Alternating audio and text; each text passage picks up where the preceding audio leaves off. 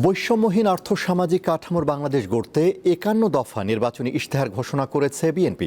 দলটির চেয়ারম্যান তারেক রহমান আজ এটি তুলে ধরেন। এতে দুর্নীতিমুক্ত দেশ প্রতিষ্ঠা এবং জুলাই সনদ বাস্তবায়নের প্রতিশ্রুতি রয়েছে। প্রান্তিক মানুষদের জন্য মাসে ২৫০০ টাকা বা সমমূল্যের নিত্য প্রয়োজনীয় পণ্য সরবরাহের কথা বলেন তারেক রহমান। কৃষকদের পাশে থাকার প্রতিশ্রুতিও দেন তিনি।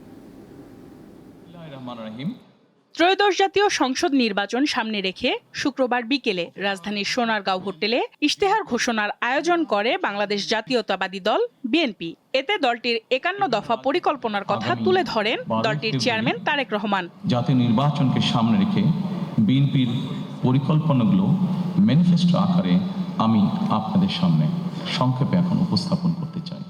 তিনি জানান, অঞ্চল ভিত্তিক সুষম উন্নয়ন, প্রান্তিক ও নিম্ন আয়ের মানুষ ও কৃষকদের সুরক্ষায় ফ্যামিলি কার্ড ও কৃষক কার্ড চালু করা হবে। প্রত্যেক গৃহিণী হাতে আমরা একটি কার্ড পৌঁছে দিতে চাই, সেটির নাম হবে ফ্যামিলি কার্ড। আমরা আরেকটি কার্ড ইন্ট্রোডিউস করতে চাচ্ছি, সেটাকে আমরা বলছি ফার্মার্স কার্ড বা কৃষক কার্ড। মানসম্মত শিক্ষা ও চিকিৎসা ব্যবস্থা, কর্মসংস্থান সৃষ্টি, কারিগরি ও উদ্যোক্তা সহায়তা এবং মেধাভিত্তিক নিয়োগ নিশ্চিত করবে বিএনপি।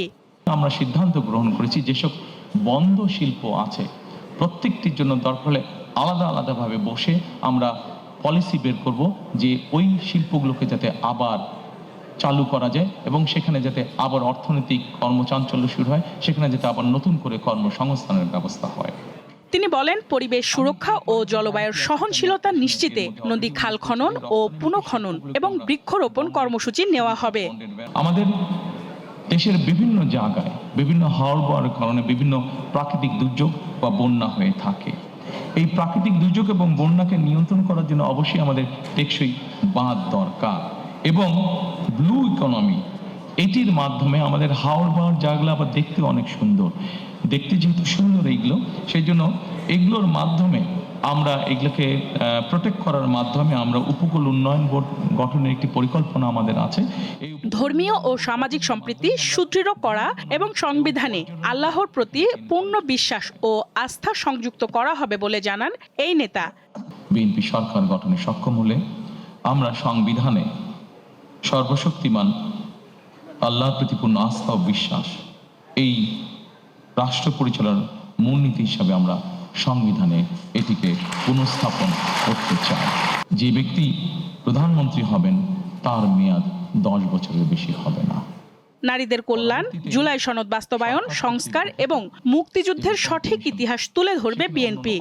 আমাদের 2030 ভিশন বা 27 দফা উপস্থাপন করেছিলাম, তখন 31 দফা বা জুলাই সনদের বিষয়টি তখন ছিল না।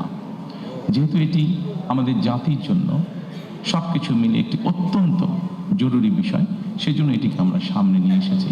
কাজে আমাদের জাতি গঠন এবং গণতন্ত্রের ভিত্তিকে যদি আমাদের শক্তিশালী করতে হয়, আমরা বিশ্বাস করি যে 31 দফা এবং জুলাই সনদের যেটি আছে সেটিকে অবশ্যই আমরা বাস্তবায়ন করব। অর্থনীতির পুনরুদ্ধার এবং অনিয়ম ও দুর্নীতির বিরুদ্ধে বিএনপির শক্ত অবস্থান থাকবে বলে জানান তারেক রহমান।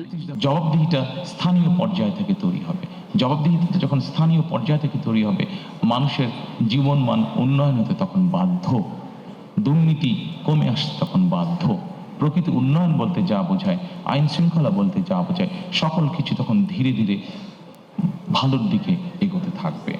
এই ইশতেহার কেবল একটি নির্বাচনী প্রতিশ্রুতি নয়, এটি একটি নতুন সামাজিক ও রাষ্ট্রীয় চুক্তির ঘোষণা। প্রতিশোধ নয়, ন্যায় ও মানবিকতার রাজনীতিতে বিএনপি বিশ্বাস করে বলে এতে উল্লেখ করা হয়। প্রদান করা এবং সেটির মাধ্যমে। সঞ্জিদা প্লাবনী, দীপ্ত সংবাদ, ঢাকা।